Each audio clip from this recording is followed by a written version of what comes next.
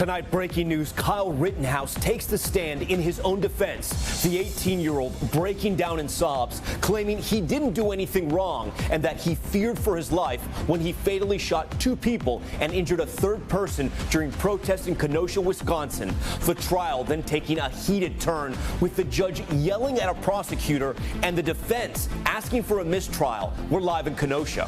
Also tonight, a federal judge rejecting former President Trump's executive privilege claims as he tries to block documents from the committee investigating the Capitol riot. The judge saying, quote, presidents are not kings. What this could mean for Trump as more of his close allies are subpoenaed.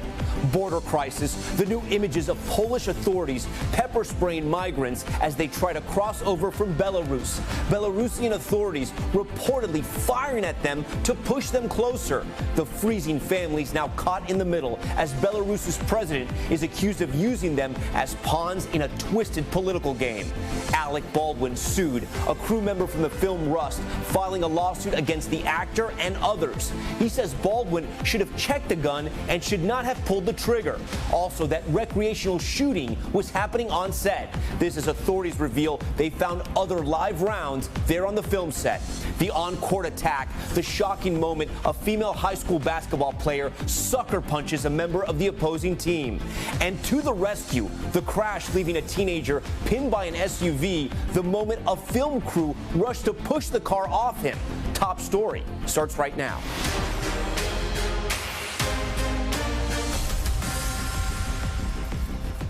And good evening, I'm Tom Llamas. We begin Top Story tonight with that bombshell testimony. Kyle Rittenhouse taking the stand today in his homicide trial. The 18-year-old at one point breaking down in tears, telling jurors he was acting in self-defense when he fatally shot 2 people and seriously injured a 3rd person during protests in Kenosha, Wisconsin in 2020. Drone video played inside the courtroom this week showed the moment Rittenhouse shot one of the men at close range. Prosecutors have tried to portray the teen as an aggressor who was looking for trouble. Today, he testified that he went to the protest while armed with a military-style rifle to render first aid and protect property before it was destroyed. There was also tense moments in the courtroom today between the judge and prosecutors. And tonight, the defense is calling for a mistrial. In just moments, you'll hear tonight from a former prosecutor who believes Rittenhouse will beat this case. But first, Gabe Gutierrez at the courthouse in Kenosha. The truth, the whole truth, and nothing but the truth, so help you God. Yes. As he described for the jury the tense moments before he opened fire, Kyle Rittenhouse broke down. There were 3 people right there. Take a deep breath, Kyle.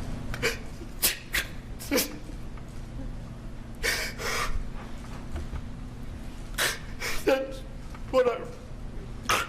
The judge calling a short break. Some jurors appearing sympathetic as they walked out. Rittenhouse's mother within earshot, sobbing. It was a dramatic 7th day of testimony in the trial where the now 18-year-old faces 6 charges, including intentional homicide after shooting and killing 2 men and wounding another during last year's protests in Kenosha, Wisconsin, following the police shooting of Jacob Blake. I didn't do anything wrong. I defended myself. Rittenhouse, speaking publicly at length for the first time, described how he'd come to Kenosha to provide medical aid and protect property from rioters, and how the first man he shot, Joseph Rosenbaum, had chased him. I didn't notice Mr. Rosenbaum until he came out from behind the car and ambushed me. He says Rosenbaum had threatened him earlier at least twice, yelling, "If I catch any of you alone, I'm going to kill you." The prosecution then began an aggressive cross-examination. Everybody that you shot at that night, you intended to kill, correct? I didn't intend to kill them. I intended to stop the people who were attacking me. You made an intentional decision in the middle of that incident to turn and point the gun at Mr. Rosenbaum, correct? Yes. But with the jury out of the room, the judge suddenly raised his voice. Don't get brazen with me. Admonishing the prosecutor, accusing him of improperly trying to introduce testimony that the judge had earlier prohibited. You're an experienced trial attorney, and you're telling me that when the judge says, I'm excluding this, you just to take it upon yourself to put it in because you think that you've found a way around it? Come on. All right, Gabe Gutierrez joins us now from Kenosha, Wisconsin. So, Gabe, let's start right there where you ended your report there. What was that scene like in the court today? Well, Tom, it was extremely tense. You just heard that exchange between the judge and the prosecution. It's so unusual for the judge to literally start yelling at the prosecution. Now, the jury was out of the room at that point, but it was a very tense and emotional day overall. You saw in the piece, I talked about how as Rittenhouse broke down and jurors were being led out of the room for the break, his mother was crying. That happened again during cross-examination when the prosecution was questioning Rittenhouse. Overall, an extremely emotional day here at this courthouse, Tom. You know, Gabe, another big revelation came in court today when we learned about Rittenhouse and why he got that gun, why he selected that gun, that AR-15, at the center of this case now. Yeah, we had heard before that his friend had actually bought that AR-15 style rifle for him, but this was the first time we really heard directly from Rittenhouse in detail about why he selected that military style rifle. He said, quote, he thought it looked cool. He said that, you know, he would have gotten a pistol, but he thought he couldn't get that there wasn't a shotgun in inventory. But he got that AR-15 style rifle, and there was some discussion while he was being questioned about whether he realized he knew he couldn't buy the gun, but he thought maybe he could possess it. That's something that came up during questioning, but we did hear for the first time directly from Rittenhouse about why he selected that weapon. He says he brought it to the protests because he thought he could need it for self-defense. Tom? Gabe Gutierrez leading us off tonight from Kenosha on Top Story. Gabe, thank you for that. For more on the hours of tense testimony we witnessed today and what's next in the Rittenhouse trial, I want to bring in David Henderson. He's a civil rights lawyer and a former prosecutor who has followed this case very closely. So, David, break it down for us very simply. Who won today? Who lost? You know, Tom, if I had to pick a winner, it's the prosecution. It's not by much. And the reason I say that is because what the defense had to decide was whether or not to put Rittenhouse on the stand. The only incentive to put him on the stand is to raise his defense of self-defense, being the basis for why he committed the crimes he's on trial for. And they did that without needing to put him on the stand. What they opened him up to, what was effectively a second half of cross-examination by the prosecution that was very effective. And I think that ultimately it was a bad decision for the defense to put him on the stand. But David, I got to ask you, Rittenhouse also had that moment where he broke down on the stand. And as we just heard Gabe report there, it clearly had an effect on the jury. Tom, here's the problem. I have tried over 80 cases. And in those cases, you watch the jury, you try to guess who's responding to the emotion and who's skeptical of the emotion, and there's no effective way to do it. There's simply no way to tell if the jury was moved by those tears or ultimately felt manipulated. And so it's hard to guess what effect it's going to have. What matters is whose eyes they see this trial through. And I thought that initially they were seeing them through Rittenhouse eyes. Toward the end, I thought the prosecution scored some critical blows, though. So talk to me about that moment where the judge sort of slapped down the prosecution. He asked the jury to exit the courtroom, and he sort of got into this tense fight with the prosecution. How does that affect the trial moving forward? No, I've got two takes on that, Tom. My first instinct is to say that if you're not getting yelled at by a judge, you're probably not pushing hard enough as a trial lawyer, period, where you're a prosecutor or a defense lawyer. At the same time, the reason I think it hurts the prosecution is because I have never been at a courthouse where the jury can't hear the judge yelling inside of the jury room. And I've been in front of judges who yell all the time. And so ultimately what that does in the context of this case is it hurts the prosecution's credibility because it seems like they're not following the rules, and prosecutors are supposed to be the side that always follows the rules. So it hurts your credibility in front of the jury, especially going into closing arguments. David, if Kyle Rittenhouse is acquitted, will you be surprised?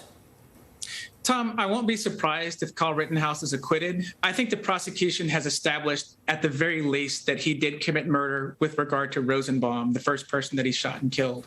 But juries ignore the law all the time, especially when issues like gun control are at stake, which is a central theme of this trial.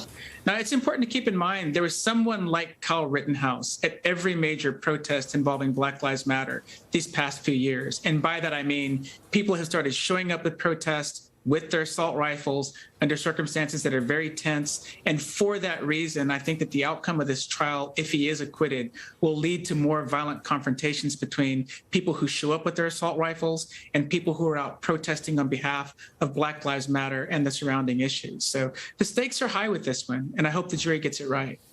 David Henderson making his top story debut. David, we appreciate your time. We want to turn to the economy now, and fears of economic trouble growing tonight over the largest yearly inflation increase in 30 years. The Bureau of Labor Statistics saying the rate rose higher than expected in October. This as the White House attempts to address crippling supply chain issues from coast to coast.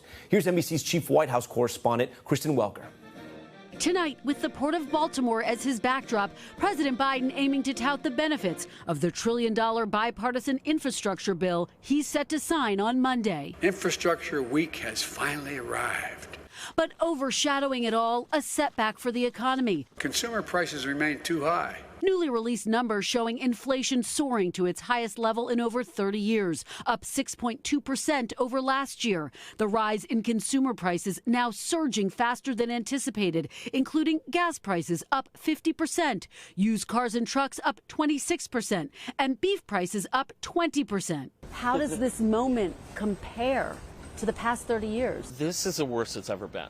Tom Crenshaw is the executive chef at a restaurant just a mile from the White House. He says the prices of meat and produce have doubled or even tripled. Fryer oil. So we went from $40 to fill it to $75. What about the potatoes? $29 to $40. Crenshaw is passing some of those costs on to customers. It's hard to look people in the eye. I know you paid $16 for this burger. It's $20 today. I understand why you're upset. Americans feeling it from coast to coast. Everything's too high. I think what ends up happening is, you have a budget and then you laugh. Factoring in inflation, Americans' hourly wages now declining 1.2%. The news comes as the economy has been showing signs of strength, including 500,000 jobs added just last month, the unemployment rate dropping. Part of the inflation surge is blamed on the ongoing supply chain crisis, including worker shortages and massive backlogs of ships waiting to unload goods. This is a once-in-a-generation investment. Today, the president saying they're releasing $17 billion early to tackle it, modernizing ports, deepening harbors, and redirecting other grant money to address the supply chain crisis, though many projects could take years. They go to the store or go online, and they can't find what they always want and when they want it. And we're tracking these issues and trying to figure out how to tackle them head on. Kristen Welker joins us now. You know, Kristen, you really feel for that owner of the restaurant having to increase prices, but everything is getting so expensive. So the question for you now, as you're reporting outside the White House, is how will these high prices impact the president's new push to get Congress to act on the second part of his agenda, that larger social spending plan? Well, Tom, it could have a big impact. In fact, today, key moderate holdout Senator Joe Manchin sounded the alarm on inflation, saying Washington can no longer ignore the economic pain Americans feel every day. That was in a tweet.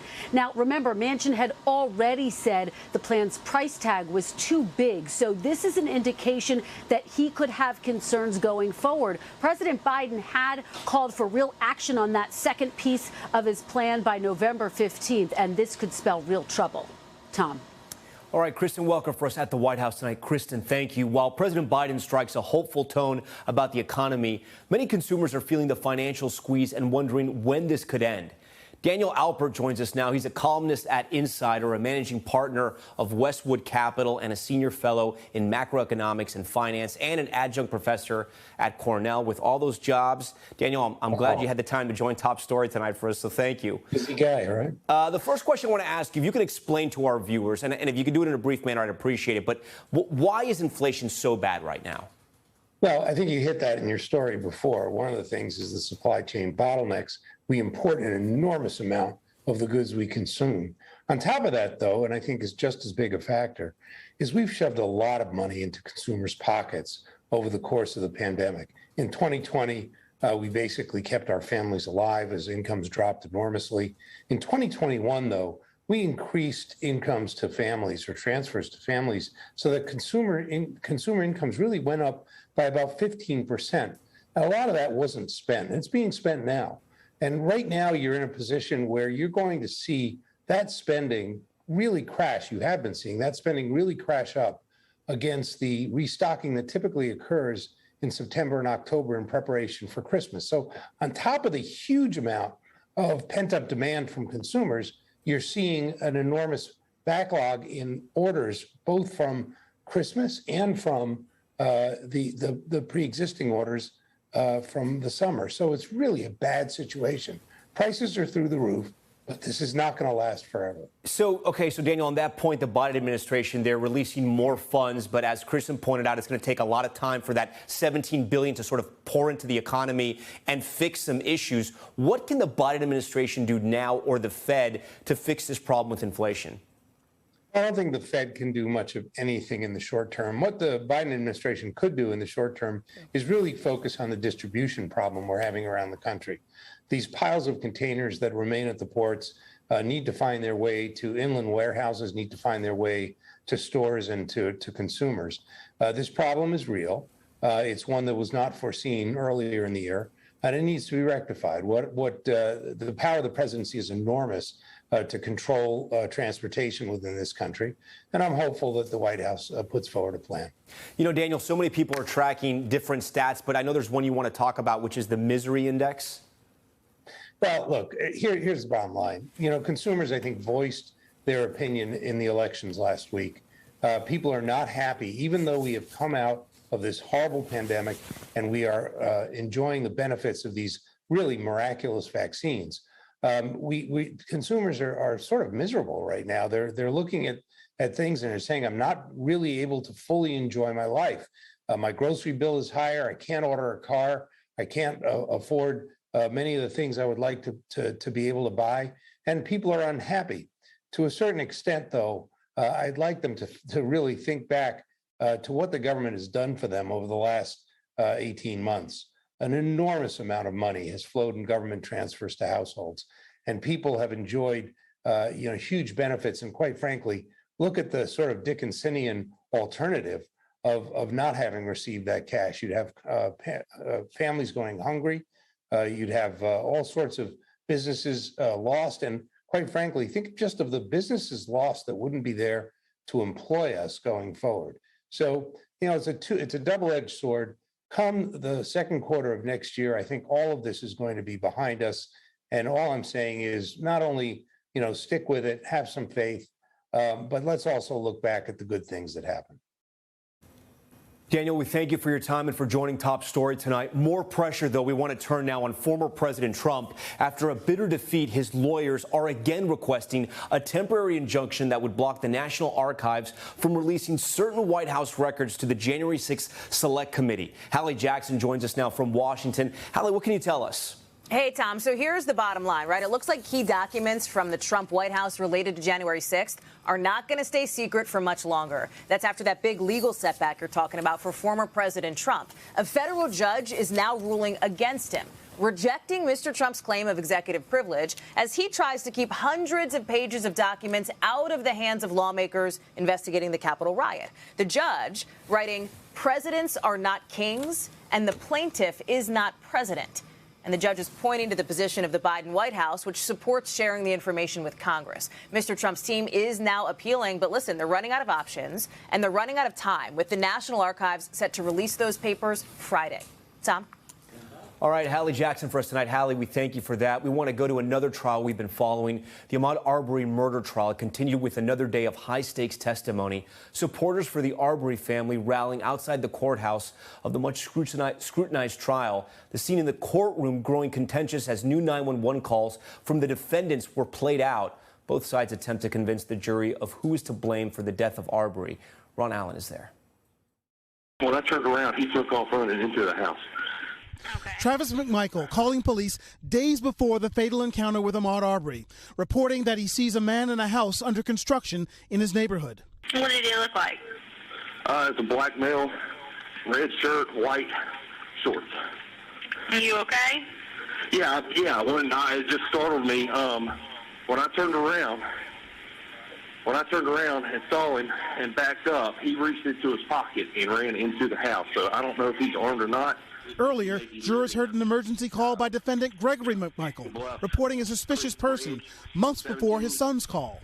We just went up there and made contact with a real shady-looking fella, and he, possibility he may be the one that's been breaking into all these automobiles out there at night. Just wanted to make somebody aware there was somebody living under there. The drama playing out as the defense portrays the defendants as responsible citizens in a community facing a spike in crime. People had shared their own personal experience with property crimes in Satilla Shores. Right. And it seemed to be an ongoing problem in 2019, now 2020. It was, yeah. Prosecutors trying to convince the jury Arbery was an innocent man. Did Mr. Bryan ever say that Ahmaud had a weapon on him that day? No, ma'am. Okay. Did Mr. Bryan ever say Ahmaud made any verbal threats towards him or any other person that day? No. Despite the tension in the courtroom, Arbery's parents say they remain hopeful. This day, as we stand before this courthouse, I thought this day would never come. We know our boy was lynched, and we kept searching for answers. But guess what? It's God. We didn't give up. Ahmaud Arbery's parents right there. Ron Allen joins us now from Brunswick, Georgia, outside the court. Ron, we know the trial ended today in dramatic fashion when the prosecutor played 911 tapes of the McMichaels. What do you think the legal strategy was there? Well, this is a very tricky issue, and it really goes to the heart of the case. The tapes make the McMichaels sound like they're responsible citizens reporting crimes. Travis McMichael even apparently comes face-to-face with Arbery a couple of weeks before the fatal encounter. This is the problem that the prosecution faces. It has emerged that Arbery was in that neighborhood on at least 4 different occasions at night, caught on home security video, and there's not yet been a really good explanation for why that is the case. Perhaps they're going to the prosecutors are going to try and show that the McMichaels and Bryan overreacted and pursued Arbery because he was African American, because he was a black man in the neighborhood. They said in their opening arguments that they made all these assumptions, these awful assumptions about him. So that's perhaps where they're going with this, but it'll be interesting to see. And that's where we begin tomorrow morning. Tom? Okay, Ron, we thank you for that. Now to the new details in the deadly stampede at that Travis Scott concert in Texas. Concertgoers describing the horrifying scene from that night. You're about to hear from one woman rescued by a friend just seconds before being trampled. Morgan Chesky is in Houston tonight with that interview. I accepted the fact that I might have died. And For Gabby Simeone, the Friday night flashbacks are haunting. Her screams caught on camera after the 17-year-old's knee popped when crowds knocked her down. Her phone accidentally recording the moments she thought were her last. 6 or 7 people were on top of me at one point. Her friend pulling her to safety just seconds later. Thought I was gonna lose her, and that scared me the most, honestly. Tonight, the Houston police chief responding to calls for an independent investigation, defending his meeting with Travis Scott before the show. Somebody's referring to a special relationship. If you call meeting him twice, special relationship, that's not a close relationship to me. As investigators pore over those critical concert minutes, a stunning admission from Houston's fire chief. When asked if his department had any communication with organizers during the show, said, "No, we didn't have, on scene, we did not have direct communications with those organizers, no." Firefighters not the only ones feeling cut off from the crisis. Being in this crowd is literally a life threat. That was apparent. EMT Remington Richardson shared on social media how he fought through crowds to reach fans who passed out. His mission made even harder, with blaring music drowning radio calls for backup. Richardson forced to bypass the less injured as he tried to save critical patients. I had to tell all of them, I will try to come back for you, but people are literally dead right now that I need to go help. Morgan Chesky joins us now from Houston. Morgan, so many new developments in this case. I want to start with that big headline out of your report that we just watched there, that the fire chief saying they weren't in direct communication with the music festival organizers as this massive concert was taking place. Yeah, Tom, this was a stunning admission that the fire chief made on CNN, saying that during those critical moments when the surge turned deadly, that his department was not in communication with the festival organizers. And on top of that, EMTs in that crowd have told me that their calls for backup went unheard as they were treating people in the crowd who had gone unconscious because the music was so loud it drowned out their radios. Tom? And Morgan, I understand we're getting some clarification on one of the more bizarre accounts that happened during this concert, or allegations, I should say. One of the security guards saying he had been injected with drugs. Yeah, Tom, this was a report that generated a lot of concern coming out of the weekend. The chief clarifying that point today, saying they interviewed that security guard in question and that his story was not consistent Upon closer examination, he admitted to being struck in the head and then waking up in a medical tent after falling unconscious, and that he was not injected with any drugs. Tom? Morgan Chesky from Houston tonight. Morgan, thank you. There are new and serious developments in the Rust movie set shooting. A crew member who witnessed the fatal accident speaking out for the first time, and now he's suing Alec Baldwin and others over what he calls a preventable chain of events before the shooting. Miguel Almaguer has those details. She was my friend. Breaking his silence and now filing a lawsuit claiming severe emotional distress. Serge Svetnoy, the lighting chief on the set of Rust, vividly recalls the moment Alec Baldwin accidentally and fatally shot his friend, cinematographer Helena Hutchins. I still cannot believe that she is not longer with us. Svetnoy, who claims recreational shooting was happening before the deadly accident, names nearly 24 parties in his lawsuit, including armorer Hannah Gutierrez-Reed, who he says loaded the gun, assistant director Dave Halls, who handed the weapon to Baldwin, and the actor, who's also a producer. Any responsible actor knows you don't take a real gun, point it at a human being, pull the trigger, shoot a bullet, and they die, and the answer is, I didn't know it was loaded. Of Baldwin, Svetnoy claims he should have double-checked the Colt revolver with Halls upon being handed it to ensure it did not contain live ammunition, adding the scene did not call for Baldwin to shoot and should have refrained from pointing the gun at anyone. Baldwin has said it was an accident. Today, Gutierrez-Reed says she fears sabotage and she's being framed. Halls has not released a statement. Their conduct was despicable. That must be punished. That must be stopped. With no criminal charges filed in the case yet, tonight the first lawsuit has been. Miguel Almaguer joins us now from Los Angeles. Miguel, in your report on this lawsuit, there are some serious allegations, some damaging allegations against people on that set, including the idea that there was recreational shooting happening when they weren't shooting the film, and then also that Alec Baldwin shouldn't have pulled the trigger in the first place or even pointed that gun. Yeah, Tom, first to get to that reckless shooting that happened on this set, apparently multiple people on the set had confirmed that in the days after this accident. The Sheriff's Department, though, has been very clear, saying this is part of their investigation, but they've not yet been able to confirm those reports. So that's a big part of this investigation. In terms of Alec Baldwin, he has not responded directly to this criminal complaint, this new lawsuit that has just been filed, but he has said in the past that the set was, quote, a well-oiled machine and that they were not cutting corners on the set. Of course, there's a lot more questions he has, at least with investigators and this lawsuit. Tom? All right, Miguel Almaguer with those new developments. We head overseas now to a growing crisis at the Polish border.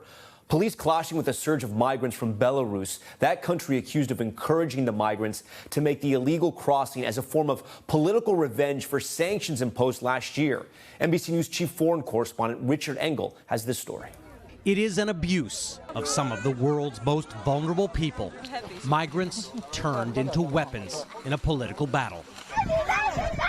Tonight, there's desperation near the border of Belarus. Migrants, many of them from the Middle East and Africa, armed with shovels and wire cutters, are trying to break through the barbed wire barrier and enter neighboring Poland, a gateway to Western Europe, and they hope a path to brighter futures for them and their families.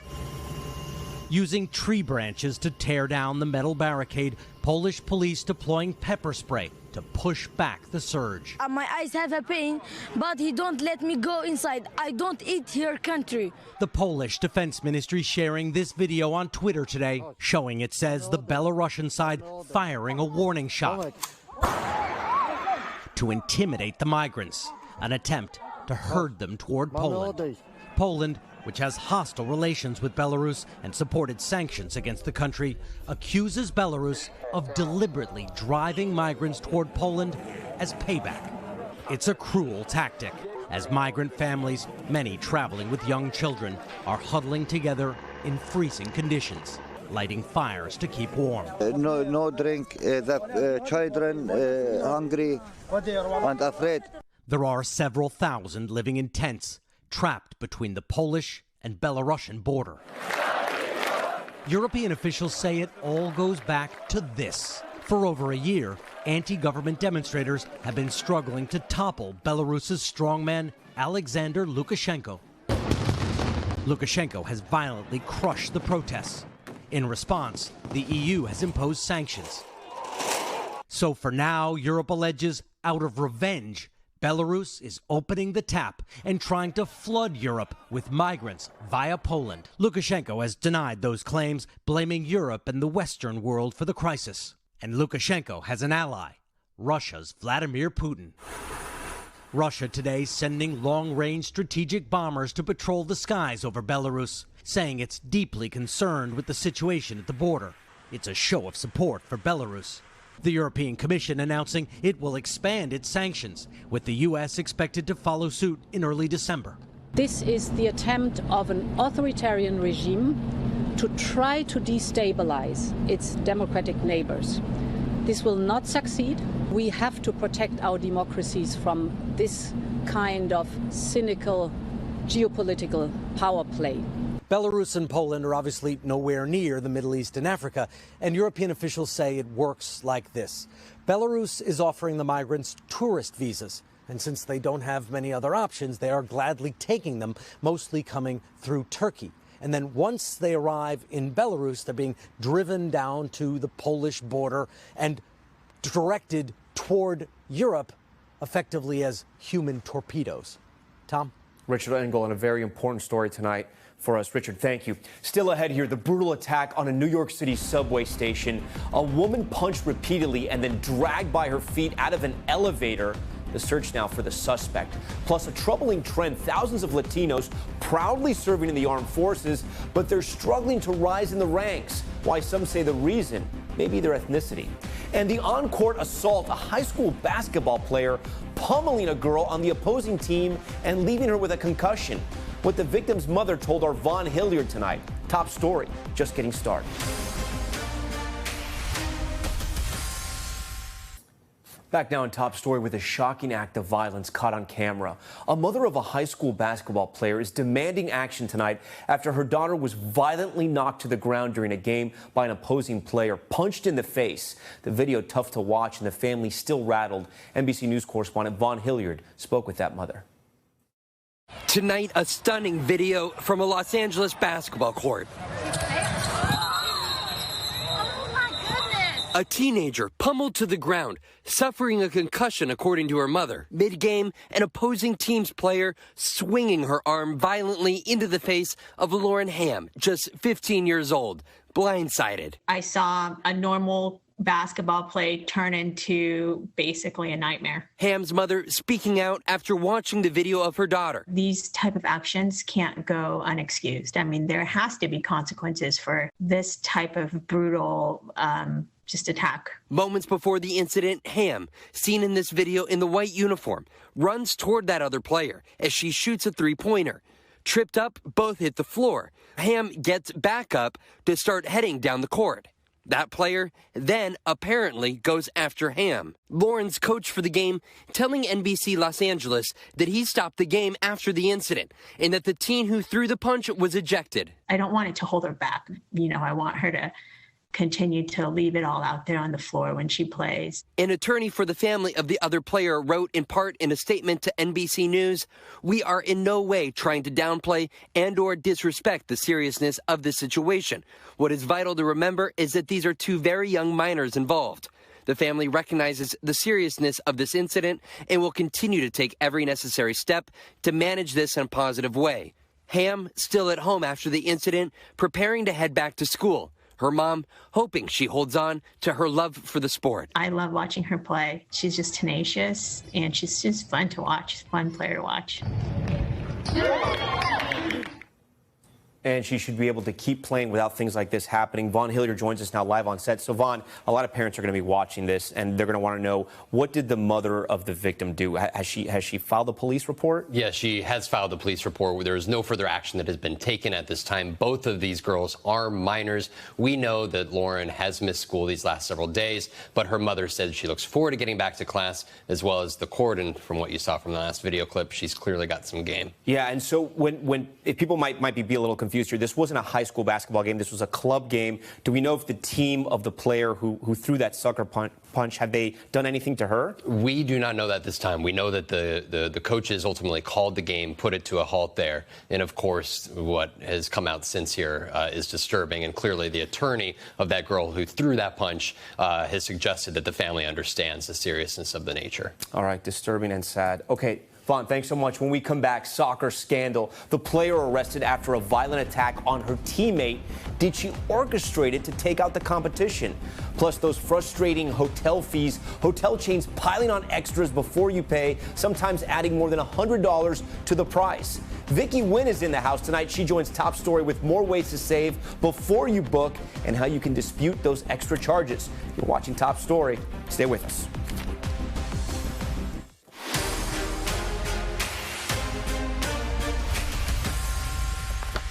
All right, back now with Top Story's news feed, and we begin with the suspect wanted for a brutal elevator attack in New York City. A warning, these images are disturbing. Surveillance video shows the suspect randomly punching the 36-year-old victim after she walked into a subway elevator. The suspect then knocking her to the floor before dragging her by her feet out of the elevator. He then stole $50 off the victim, who is now recovering from injuries to her face. The manhunt tonight for an escaped inmate. Authorities say Robert Johnson went missing from Milwaukee's Mitchell International Airport as he was being transferred from Wisconsin to Texas. Officials say he has an extensive criminal record and is currently facing aggravated assault and burglary charges. Anyone who sees him is urged to use extreme caution. The TV crew rushing to save a child pinned by a car. Take a look at this. Surveillance video captured the SUV crashing into another car before veering onto a sidewalk in Brooklyn, the car slamming into a 14-year-old who was walking his dog. A film crew shooting nearby and other Good Samaritans then pushing the car off the victim. He was taken to a hospital and is expected to survive. All right, we want to turn now to Money Talks, what consumers and investors need to know from the business world and beyond. And tonight we're talking about hidden hotel fees. A recent lawsuit is claiming Marriott and its hotels deceptively raked in hundreds of millions of dollars in extra charges, and they're not the only ones. Vicky Nguyen with what you need to know before your next vacation. A beach paradise, a ski trip in the mountains, or a weekend in Vegas. Wherever your next trip takes you, know this: the price you see for your hotel may not be the price you pay. According to a lawsuit filed by the District of Columbia Attorney General, Marriott Hotels deceptively took in $220 million in fees that are only revealed later in the booking process. To find out how it works, I'm here in a tourist hotspot, Times Square, New York City, and I'm going to check into some of those hotels that charge the additional fees. First stop, the Westin, a Marriott property. I found a room for $284. Not bad for Times Square, but when I go to book, look at the final price. $363, which includes tax and this $30 destination amenity fee. I'm here to check in. At check-in, I'm told that $30 fee is non-refundable, but comes with various perks. Always ask what that fee includes. Many places offer freebies like food and drinks. At the Westin, the fee includes $30 in food and drink credits and a ticket to a selection of local tourist attractions. At the Hilton, the advertised rate, $358. But when I select my room, look at the fine print, an additional $30 mandatory charge per night. At check-in, I'm told that fee includes Wi-Fi, $30 in food and drink credits, and local and long-distance calls. What if I don't use any of this? Do I get that money back? No, you lose it. I lose it. People deserve to see a price and to actually pay the price that they see. This is a bait and switch. Christopher Elliott is a travel consumer advocate. How many consumers do you think take advantage of the services covered by these amenity fees? Very few. Let me give you an example. Some of these amenity fees or resort fees cover phone calls. So first of all, it's not really free because you're paying for it, but they call it free because it just sounds better. But who uses the phone in your hotel room anyway? You're using your cell phone. While the Marriott and Hilton refused to give me a fee refund, I had better luck at the boutique hotel 48 Lex. They have a house privileges charge of $40. They said the fee could be used for a breakfast credit and wine. They couldn't refund me at check-in, but suggested I call after my stay to speak with a manager. I was wondering if I could get that $40 house privilege fee refunded. They quickly refunded my $40 after I said I didn't use any of the amenities. In a statement, Marriott International said in part, while they cannot discuss pending litigation, their policy is to disclose resort destination fees during the booking process. adding hotels that want to charge a fee must adhere to strict criteria, which includes a requirement to provide amenities that have a value exceeding the amount of the fee. Hilton said these fees are charged at just 1.5% of our properties globally, enable additional value for our guests, and are clearly disclosed many times when booking on the website. Hotel 48 Lex did not reply to 2 requests for comment. Elliott says the government should crack down on these fees because they can be confusing and costly for consumers. So if you spot these fees when you're booking a hotel, he recommends leave your cart without paying and try to book somewhere else. They track that. And so if they see too many people booking away, they're going to lower the fees or remove them. We need to send a message to the hotel industry that we're not going to tolerate these fees. And Elliott says this lawsuit from the D.C. Attorney General is really important. He says that if Marriott succeeds, it really could be a green light for all hotels across the country to expand their fees. So we'll be watching to see what happens. This is such an important story as the holidays pick up and people are starting to travel more. So bottom line, what should people look for on their bill and how exactly do they dispute this? Yes. So when you are booking, before you click pay now, you want to look at what is the room rate, the taxes, that's indisputable. But when you look at resort fee, amenity fee. In one case, it was called house privileges fees. Those are the fees that you may be able to avoid if you call and ask. But the odds are the hotel will say no. They'll tell you it comes with some perks. I would encourage people to use those perks because you're paying for them anyway. Yeah, so I want to ask you about that. So a lot of times you see these on beach resorts, right? And they'll say the resort fee is X. And then they'll say, well, you use the amenities on the beach. So you have to really find out what you're paying for, correct? I know. And oftentimes the hotels that are in those tourist hotspots have kind of a free reign to do that because they know you don't really have anywhere else to go. So use the towels, use the umbrella, use the beach chairs because you're paying for them one way or another. And sometimes those resort fees can be about $100. So we're really going to want to know what happens in this lawsuit. It could really affect the price consumers pay. So if you use them, you enjoy them, you got to pay for them. If not, then you have a case. Yeah, absolutely. And even then, sometimes they won't give you your money back. As we tried, 2 out of 3 times they said no. All right, Vicki Wynn, we will look closer at those hotel bills. Thank you. Now to top stories, Global Watch and the soccer player arrested after an attack on her teammate. Police say Paris Saint-Germain midfielder Aminata Diallo offered Kira Amawi a ride home. The car was then stopped and 2 men pulled Kira out of the car and began beating her legs. She required stitches. The 2 players are in direct competition for a place on both the PSG and the French national team. All right, and at least 20 people have died in Sri Lanka after more than a week of heavy rain. The rainfall causing widespread flooding, look at that, and mudslides. Some of the victims killed by a lightning strike. At least 5,000 people are now displaced. All right, we turn now to the Americas, a look at what's happening in the U.S. and across Latin America. And this week, as we honor our veterans, we're looking specifically at Latinos in the military. Despite the thousands of active members across all branches, few have risen through the ranks. Here's more now of our series, Those Who Serve. Looking back on his career in the military, Ricardo Aponte remembers the highs of being an airman, but can't forget the lows, setbacks that grounded his career. It's the dream of a lifetime. I fell in love with flying back when I was 7 years old. But after serving the country for 15 years, that dream came to a screeching halt. I saw no more future in the active duty for me. He was no longer rising in the ranks. He says he wasn't sure why until he looked in the mirror. Do you think the opportunities to hit the right stepping stones in the military didn't come to you because you were Hispanic? Yes. The short answer is yes. Why did you think it had to do with your ethnicity? I have no other reason to think it had to do with anything else because I'm not the only case. Aponte went on to serve in the Air Force Reserve, where he says he received the right training and mentoring to move up, becoming a brigadier general before retiring in 2007.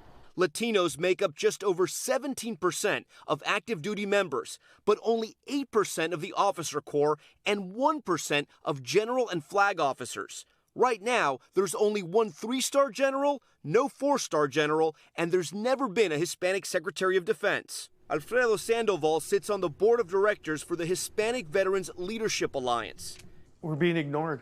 Latinos in the military are not being mentored by senior leadership, and the reason is senior leadership that looks and is Hispanic does not exist. One of the newest undersecretaries at the DOD is Gilbert Cisneros. He revealed to us he experienced firsthand the dead end many Hispanics face in the military during his time in the Navy. I can even look at my own self, right? I was passed up at the 03 level for promotion. So you experienced this? I have. And so, but, you know, here, and this was one of the reasons that I wanted What did you job. blame it on? You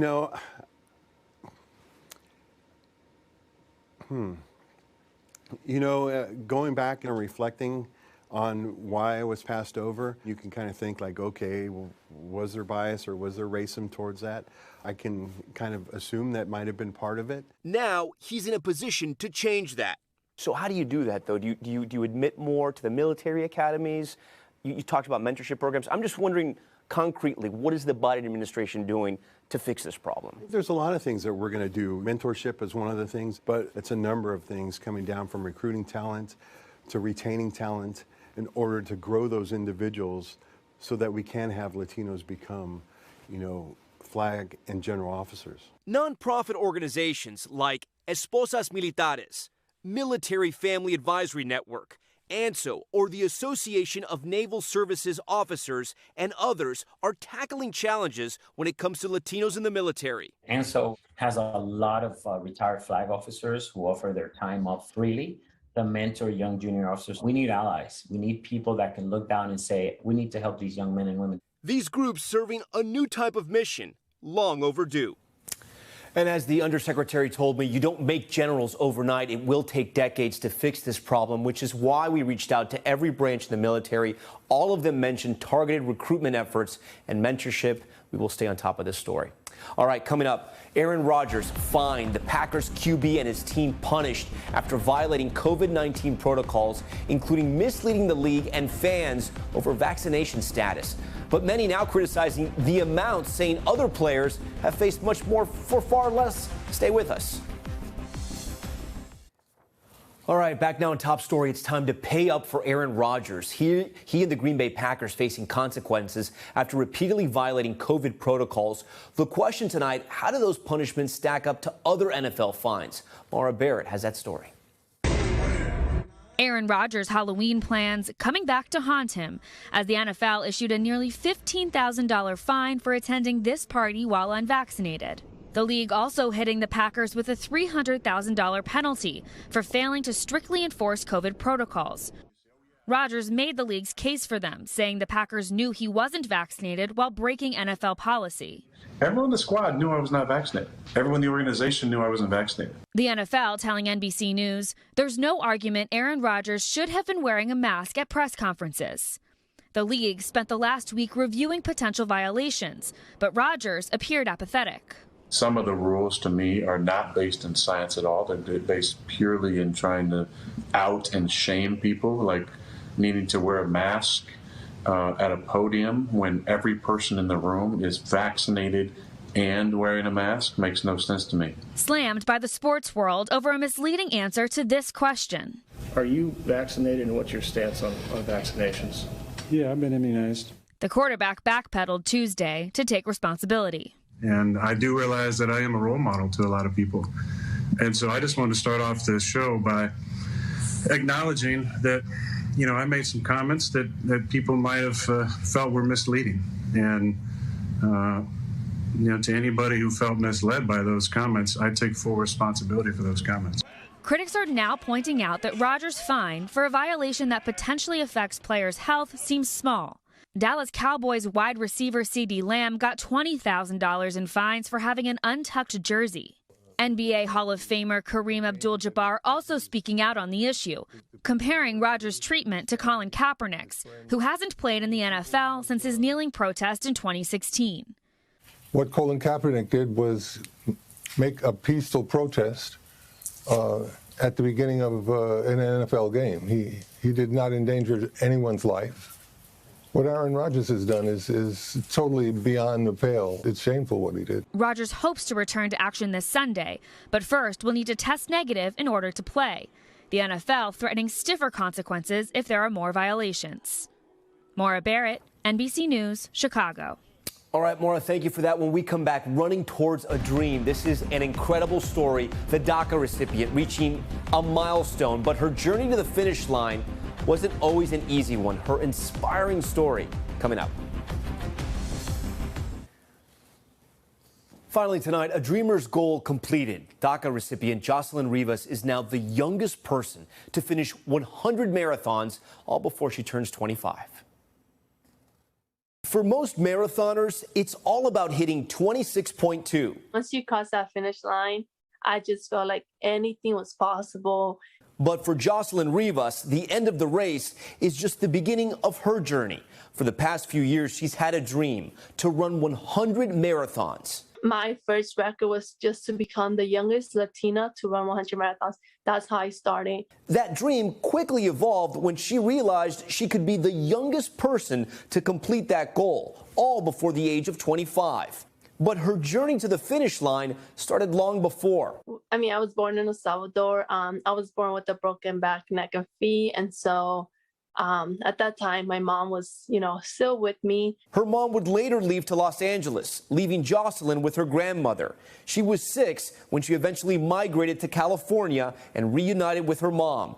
She would grow up undocumented in the United States until, she says, she got a glimmer of hope. When DACA came up, I started dreaming and kind of saying, like, I could go to college, I could work, I could help my family, I just felt like the doors opened up for me. That same year, she witnessed her first marathon. Her passion ignited. In high school, I went out to the 2013 LA Marathon, and I was just like, that is amazing. Little by little, she collected medals. Running gave her a platform to put a face to what a dreamer could do. I think here the whole point of me running the 100 marathons for dreamers was essentially just to showcase that this person is just like any person chasing their dreams. This is just one dream that we have. My dream was to run 100 marathons. She's ran a marathon nearly every weekend for years. Finally, race 100 came around this weekend at the Los Angeles Marathon. And then came the finish line, her community running beside her. But I was very emotional because I guess I kind of doubted myself, but at the same time, I believed in myself that I was strong enough to get there. Embracing her mother, taking it all in. It felt good to finish, but I think I was just like in disbelief, like, wow, 100, crazy. As for what's next, she's already encouraging other runners to dream as much as she did. I'm just one DACA recipient out of, 800,000 DACA recipients. And we all have different dreams, different goals, but I'm just one. Congratulations to Jocelyn, an amazing story. And thanks so much for watching Top Story. We'll see you tomorrow. Thanks for watching our YouTube channel. Follow today's top stories and breaking news by downloading the NBC News app.